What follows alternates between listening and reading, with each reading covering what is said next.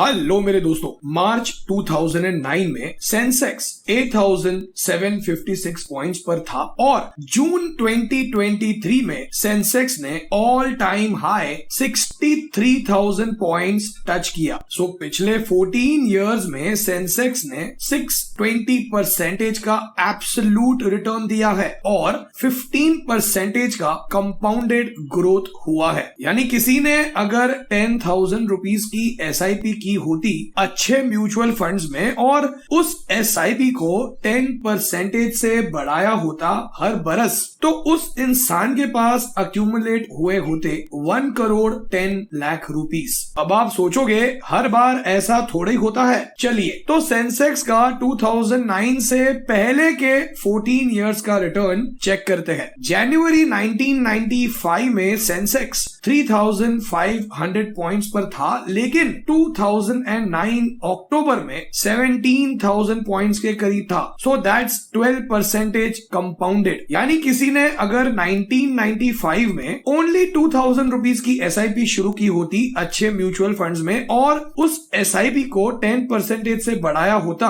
तो 2009 में उसके पास होते 18 लाख रुपीस और उन 18 लाख रुपीस को 2009 से लेकर 2023 तक ग्रो होने दिया होता बिना कोई नया अमाउंट ऐड किए, तब भी आज ये अमाउंट ग्रो होकर हो चुके होते 1 करोड़ 27 लाख रुपीस। क्या आपको पता है कि इस पूरे कैलकुलेशन में टोटल इन्वेस्टमेंट अमाउंट कितना होगा? 2,000 रुपीस की SIP और उस SIP को 10% से इंक्रीज किया हर साल फॉर 14 इयर्स और 14 इयर्स बाद कोई भी नया इन्वेस्टमेंट ऐड नहीं किया, विच मीन्स कि टोटल 6,71,000 रुपीस के इन्वेस्टमेंट की वैल्यू बढ़कर 1 करोड़ 27 लाख रुपीस हो गई। अब मैं इस बात से अग्री करता हूं कि इन 28 इयर्स में मार्केट में कहीं उतार चढ़ाव आए, जैसे 2008 रिसेशन, कोविड, और जितना आसानी से मैंने आपको बता दिया कि इतनी इन्वेस्टमेंट की होती तो इतना होता, ये रियल लाइफ में एक इन्वेस्टर के लिए फॉलो करना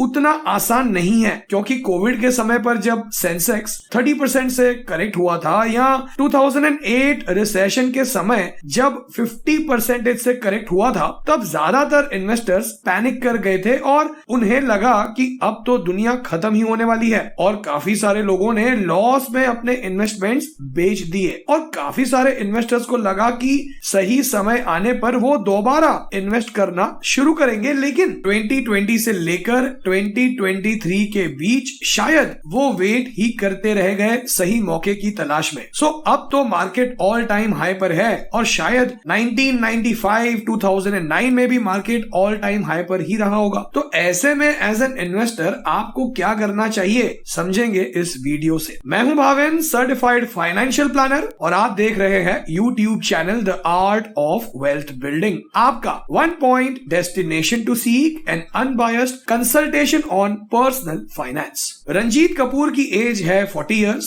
ये पिछले 10 सालों से अपना पर्सनल फाइनेंशियल प्लान फॉलो कर रहे हैं और अपने रिटायरमेंट गोल के लिए इन्वेस्ट कर रहे हैं। इन्हें अपने पोर्टफोलियो पर डबल डिजिट रिटर्न्स दिख रहा है और ये काफी खुश है। लेकिन अब जो कि मार्केट ऑल टाइम हाई पर है, तो ये सोच रहे हैं कि क्या इन्हें अपना मंथली इन्वेस्टमेंट स्टॉप कर देना चाहिए। इन्हें लगता है कि मार्केट हाई टच करने के बाद तो गिरता ही है और ये अपने सर्टिफाइड फाइनेंशियल प्लानर से कंसल्ट करना चाहते हैं इस बारे में। Okay, so let's look at this table. 2002 से लेकर 2005 के बीच निफ्टी 50 ने 12 टाइम्स न्यू हाई टच किया, लेकिन सिर्फ 4 बार न्यू हाई टच करने के बाद करेक्ट हुआ। ठीक वैसे ही 2006 से लेकर 2010 के बीच 19 टाइम्स न्यू हाई टच किया, लेकिन सिर्फ 5 बार करेक्ट हुआ। और 2016 से लेकर 2021 के बीच तो 20 टाइम्स न्यू हाई टच किया और सिर्फ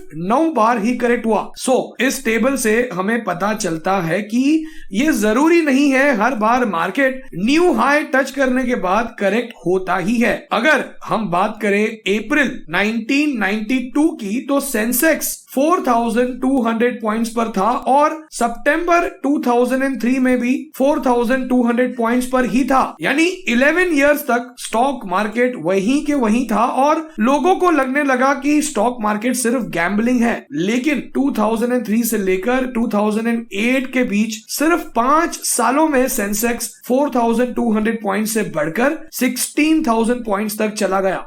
अगर मिस्टर कपूर को शॉर्ट टर्म में पैसों की जरूरत पड़ने वाली है तो उन्हें इक्विटी फंड्स में इन्वेस्ट नहीं करना चाहिए, लेकिन अगर वो अपने रिटायरमेंट के लिए इन्वेस्ट कर रहे हैं जो 20 साल बाद है तो उन्हें अपना फाइनेंशियल प्लान फॉलो करते रहना चाहिए और अपनी इन्वेस्टमेंट्स को स्टॉप नहीं करना चाहिए, क्योंकि वो इन्वेस्टमेंट्स स्टॉप करके लिक्विड कैश अक्यूमुलेट करते रहेंगे और शायद उन्हें दोबारा मार्केट में एंटर करने का मौका नहीं मिलेगा। और ऐसा क्यों कहा मैंने? Let me explain with this table. पिछले 20 सालों में अगर किसी ने मार्केट के ऑल टाइम हाई पर भी इन्वेस्ट किया होता और इन्वेस्ट करने के 5 सालों तक इन्वेस्टेड रहा होता, तब भी 8% रिटर्न अर्न करने के 100% चांसेस है, यानी इन्फ्लेशन से ज्यादा, विच मीन्स कि 63,000 पॉइंट्स पर हमें सेंसेक्स एक्सपेंसिव लग रहा है, बट हमें नहीं पता कि ये रैली कितने पॉइंट्स पर स्टॉप होगी। एंड पर्सनली अगर आप मुझे पूछो तो अगले 5 सालों में सेंसेक्स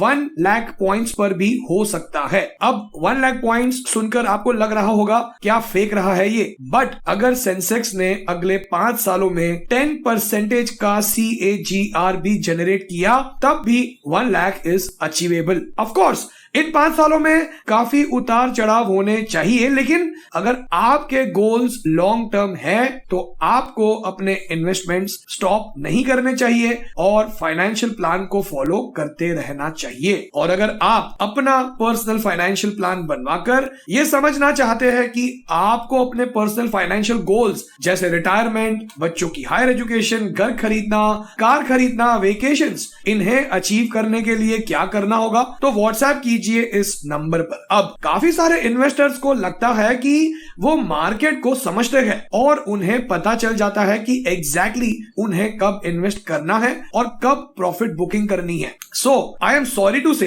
कि मार्केट को टाइम करना इज ऑलमोस्ट इम्पॉसिबल। शायद एक बार आप लकी हो और आप सही समय पर प्रॉफिट बुकिंग करके दोबारा राइट टाइम पर एंट्री भी कर ले, बट हर बार ऐसा करना पॉसिबल नहीं होगा। Let me explain this. अब इस स्क्रीनशॉट के अनुसार अगर कोई सेंसेक्स में 10 लाख रुपीस इन्वेस्ट करता और 25 इयर्स तक बिना मार्केट को टाइम किए ग्रो होने देता तो इन पैसों की करंट वैल्यू होती 1,52 लाख रुपीस। लेकिन अगर वो सिर्फ 5 बेस्ट मंथ्स मिस कर देता तो उसके फाइनल वैल्यू की कीमत 1.52 करोड़ से घटकर 63.5 लाख रुपीस हो जाती। और यही नहीं, अगर वो मार्केट को टाइम करने के चक्कर में 10 बेस्ट मंथ्स और 15 बेस्ट मंथ्स मिस कर देता तो उसके फाइनल कॉर्पस की वैल्यू घटकर 34.72 लाख और 20.57 लाख रुपीस हो जाती। सो जब मार्केट पीक पर है तब आपकी बेस्ट स्ट्रेटेजी क्या होनी चाहिए? That is rebalancing your portfolio. मान के चलते हैं कि किसी इन्वेस्टर ने 10 लाख रुपीस इन्वेस्ट करे हैं और वो अग्रेसिव इन्वेस्टर है, विच मीन्स कि उसने 75% इक्विटी में इन्वेस्ट करा है, 20% डेट इंस्ट्रूमेंट में और 5% गोल्ड में। So let's look at the screenshot. So अगर लार्ज कैप ने फॉर एग्जांपल 8% रिटर्न दिया तो 2,50,000 रुपीस बढ़कर 2,70,000 रुपीस हो गए।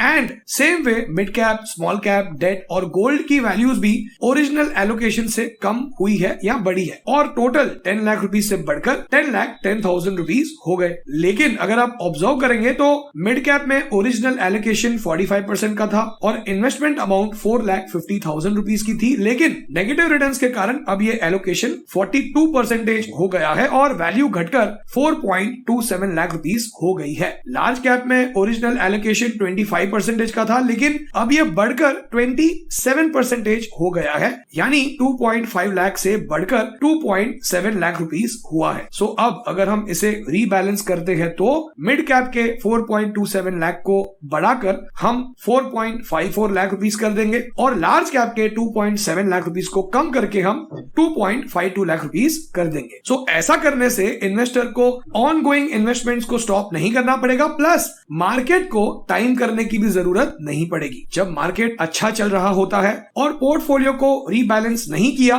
तो ज्यादा फर्क नहीं पड़ता, लेकिन जब मार्केट नेगेटिव में रिटर्न देने लगता है और अच्छे समय में रीबैलेंसिंग ना करने की वजह से पोर्टफोलियो काफी ज्यादा वॉलेटाइल हो जाता है और प्रॉफिट्स बहुत तेजी से वॉश ऑफ हो जाती है। एक अच्छा इन्वेस्टर और एक अच्छा फाइनेंशियल प्लान में एसेट एलोकेशन को हमेशा बहुत ज्यादा इंपॉर्टेंस देता है। Let's look at the screenshot. अगर आप एक एग्रेसिव इन्वेस्टर है तो आप 75% इक्विटी और 25% डेट में इन्वेस्ट करने का सोच सकते हैं। एक मॉडरेट इन्वेस्टर 50% इक्विटी और 50% डेट इंस्ट्रूमेंट में इन्वेस्ट करने का सोच सकता है और एक कंजर्वेटिव इन्वेस्टर 25% इक्विटी और 75% डेट इंस्ट्रूमेंट्स में इन्वेस्ट कर सकता है। एज पर द स्क्रीनशॉट, किसी इन्वेस्टर ने 25 इयर्स पहले 5,000 रुपीज की म्यूचुअल फंड SIP से शुरुआत की होती और उस SIP को हर बरस 10% से बढ़ाता तो एग्रेसिव इन्वेस्टर के पास 2.2 करोड़ रुपीस अक्यूमुलेट हुए होते, मॉडरेट इन्वेस्टर के पास 1.73 करोड़ रुपीस अक्यूमुलेट हुए होते और कंजर्वेटिव इन्वेस्टर के पास 1.35 करोड़ रुपीस अक्यूमुलेट होते। सो टू समराइज द वीडियो, हमने समझा कि कैसे पास्ट में मार्केट्स ने न्यू हाई टच करने के बावजूद इन्वेस्टर्स को निराश नहीं किया है। फिर हमने समझा कि क्यों मार्केट के न्यू हाई टच करने पर भी हमें हमारा फाइनेंशियल प्लान फॉलो करते रहना चाहिए। एंड फाइनली हमने रीबैलेंसिंग और एसेट एलोकेशन के इंपॉर्टेंस को समझा। और अगर आप इस चैनल को सपोर्ट करना चाहते हैं तो लाइक जरूर कीजिए, आपका कोई नुकसान नहीं होगा। आप हमारी वेबसाइट theartofwealthbuilding.com पर भी विजिट कर सकते हैं। हमारी चैनल पर अपलोड हुए और भी पॉपुलर वीडियोस को देखने के लिए आप अपनी स्क्रीन पर आए इन बॉक्स पर क्लिक करके देख सकते हैं। एंड फाइनली आपका कीमती समय देने के लिए और इस वीडियो को एंड तक देखने के लिए आपका बहुत बहुत धन्यवाद।